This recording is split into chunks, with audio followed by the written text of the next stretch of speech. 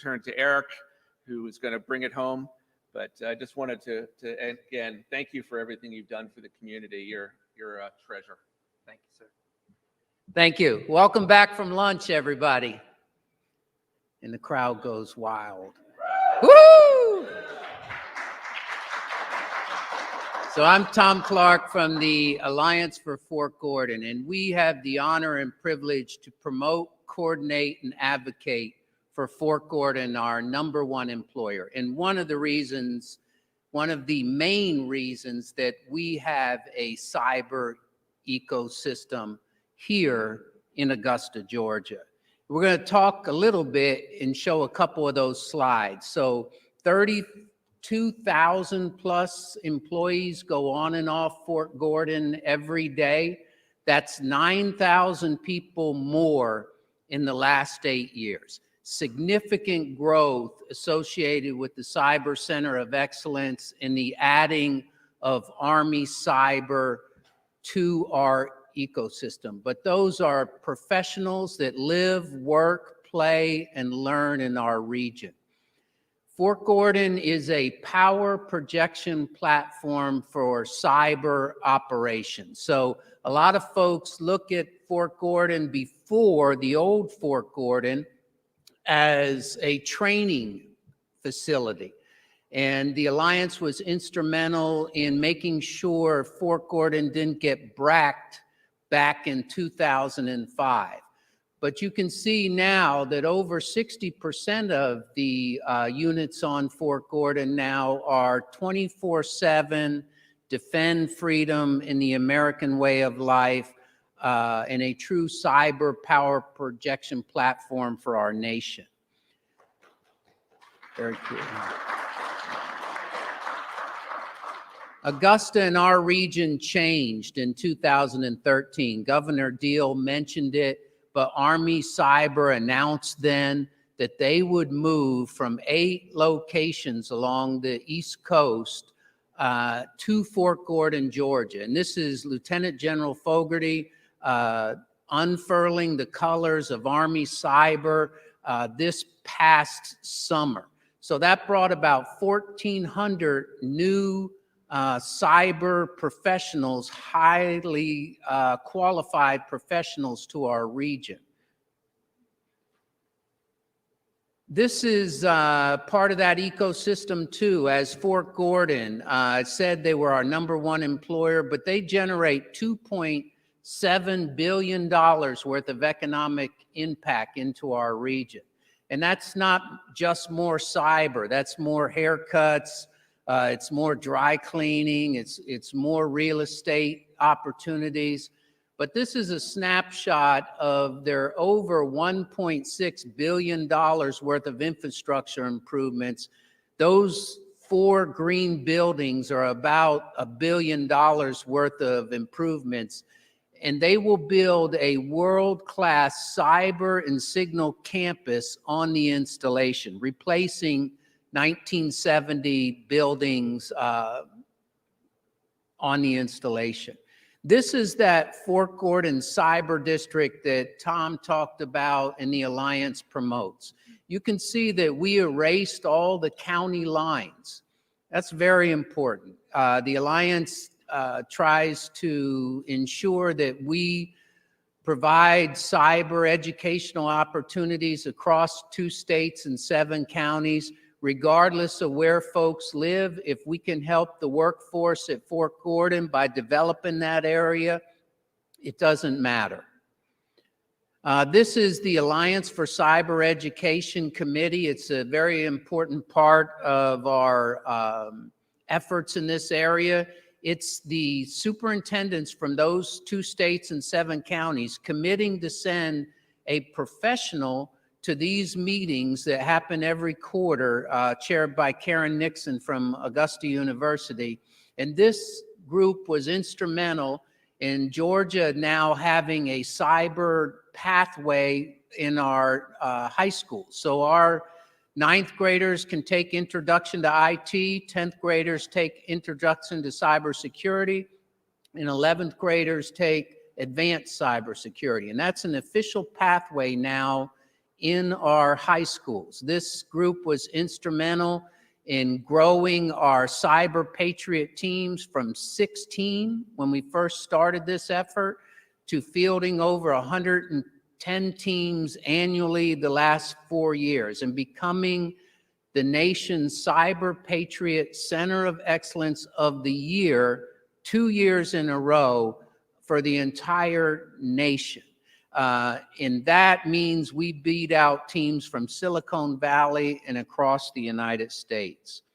This is Miss Nicole Cliff is in the back there, but she is leading along with Augusta Economic Development Authority an effort to provide free cyber training through a almost $9 million grant to veterans and military spouses in our area.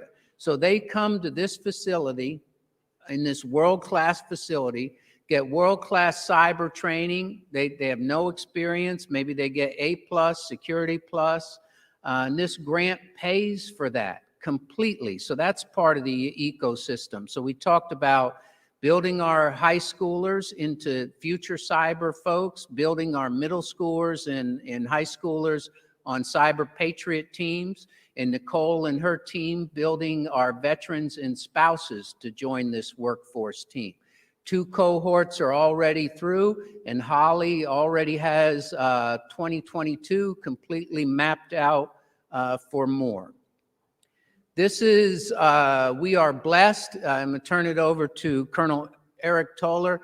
But if you don't know, we're blessed to be in Fort Gordon's backyard for another reason. Almost 3,000 people a year exit Fort Gordon, whether they got out of the military or they decided that a 4-year commitment was enough. And those people join our workforce. So when we have efforts like Cyber Patriot that you see here, we're able to get instructors from NSA Georgia. Colonel Toler was the previous commander of NSA Georgia. Think of the Georgia Cyber Center looking for an executive director and then having the former commander of NSA Georgia apply and get the job. So we are blessed to have that workforce in our ecosystem. So I'm going to turn it over to Colonel retired Eric Toler, but let's bring him up here like a WWE wrestler, ladies and gentlemen. Weighing in at 145, he's undefeated. Put your hands together for Colonel Eric Toler. Thanks, Tom. Hey, so good afternoon, everybody. It's a pleasure to be with you here today, and I'm certainly blessed to be able to lead this amazing organization. It's calling up slides now. So on behalf of my staff, I'd like to welcome you again to the Georgia Cyber Center and to the great city of Augusta. So it was certainly a pleasure for Governor Deal to be here earlier and talk about how this thing came to pass. We'll talk a little bit about what we actually do here and talk about this thing called an ecosystem, which I think is the new buzzword for the 2020s, right? So I think synergy was 10 years ago, and now we've got ecosystem. But it's very appropriate for what we're trying to do here because we are creating interdependencies amongst our partners. So for example, our Augusta University School of Computer and Cyber Sciences had to stand up a research doctoral program. It's actually this semester in order for us to have that as a key component to our ecosystem. Our industry partners, our 12 industry partners who are here on campus have to be successful for our ecosystem to be successful. And so very quickly, I had the blessing or the curse to work in the Pentagon from about 2006 to 2009. The reason why that time period is important, that's when the department defined what cyberspace was and cyberspace operations. And it's really where we laid the groundwork for what became U.S. Cyber Command, a career field for the Army, et cetera. And so if you flash forward, 14 years now, my personal opinion is I don't think we've fundamentally changed the way we recruit, train, and retain talent. the way we do capabilities development, although we've had some fits and starts, or the way we operate as a nation when it comes to cybersecurity and specifically critical infrastructure protection. Again, we've made some evolutionary changes that have been good, but is it keeping pace? And so what we're trying to do here is really lead a revolution, really by bringing everybody together through unprecedented collaboration and innovation. So why does all that matter? So from the words of Ricky Bobby, if you ain't first, you're last, right? And we try to make light of this, but it really is, if you've watched China over the last 10 years, as a former intelligence officer, I've watched them very closely go from a near peer to a peer, and then on a glide path to overtake us unless we can make some fundamental changes. And so that's very important. And so we're here for economic development and national security, and how those intertwine is what I'll talk about. So in addition to bringing together these three entities of academia, government, and private industry, we've also tried to bring together the state, federal, and local level. We've done that successfully. Also, from an operational perspective, combining operations that you do from law enforcement, we have a active investigative unit called the Georgia Bureau of Investigation Cybercrime Center here in the building, as well as our Security Operations Center for the university. But you're also bringing in training and research and development alongside that. And then from a student perspective or education perspective, combining both additional training to augment their education that they get in either their technical college or university education, as well as experience as they're getting here, working in our SOC, working on our cyber range, or working through an internship with one of our government or industry partners. So a lot of words here, but here's kind of our mission statement. And again, it's not me and my staff of 15 people, but what these big entities of government, academia, and private industry can do. For education, we're one of the, I think, the only place in Georgia that combines a 2-year technical college with a 4-year academic institution with Augusta University. On a given day, we'll have about 600 students that come in and out, go into class every day. We have improved academic programs, and again, the students are not only getting education in the classroom, they're getting to apply their trade in either a internship or apprenticeship.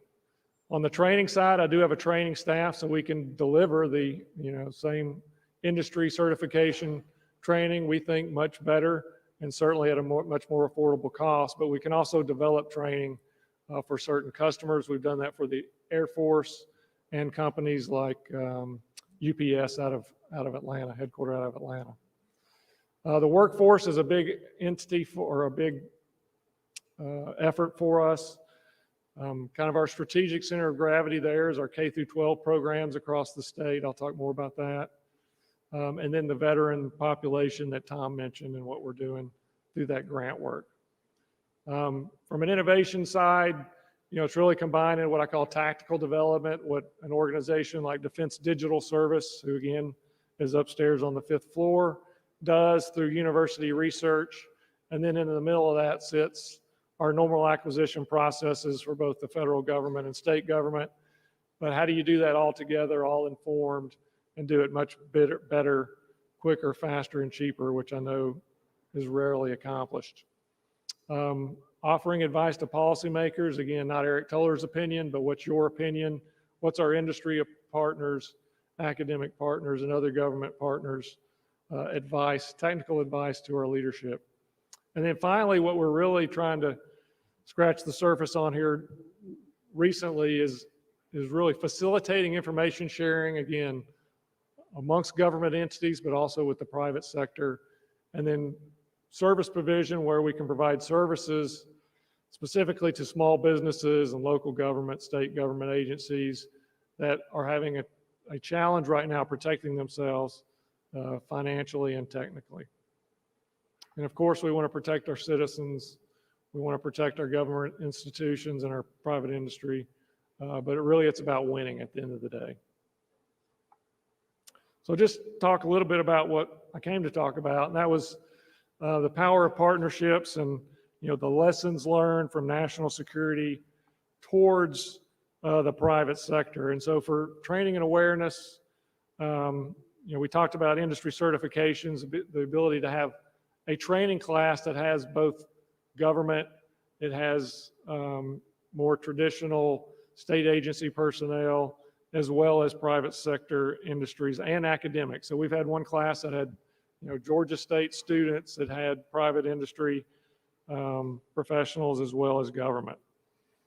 And then curriculum development that we can develop collectively, taking what the Army's done, taking what other entities have done, applying that to training for the private sector. And then the awareness is something that we're have a big effort for, as far as not only our private industry partners, but also just the public in general, and making more cyber aware so they don't click on that link and cause harm to themselves or their organization.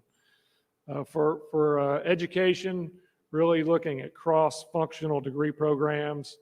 Our School of Computer and Cyber Sciences partners with our Master of Arts in Intelligence and Security Studies, our Health Sciences on our Data Science program, our College of Education on doing teacher endorsements for high school teachers that are teaching computer and cyber sciences. We talked a little bit about the workforce, K through 12. We really leverage our partners to include government to provide those programs. For example, Cyber Patriot, we have soldiers and other service members that actually are instructors for that program. For innovation, we just launched a medical device cybersecurity program that includes from Department of Energy, Savannah River National Lab, of course, to our academic institutions. And then for critical infrastructure cybersecurity, just a quick plug, we are having another conference in November, the 9th and 10th, that's sponsored by the Army Cyber Institute at West Point to focus on critical infrastructure cybersecurity. So if you want to know more about that. And then for combined operations, really this is the next thing. So again, how do you leverage the student population? How do you leverage our industry partners to provide services to those entities that can't afford to protect themselves right now? And so if that's one of your interests in how you do that and want to help us, certainly happy to entertain those conversations. So with that, I think I'm over time now. And yeah, okay. So thanks again for being here and for all you do. Thanks for Catherine and the team here for coming here and having such a wonderful event. Thank you, guys.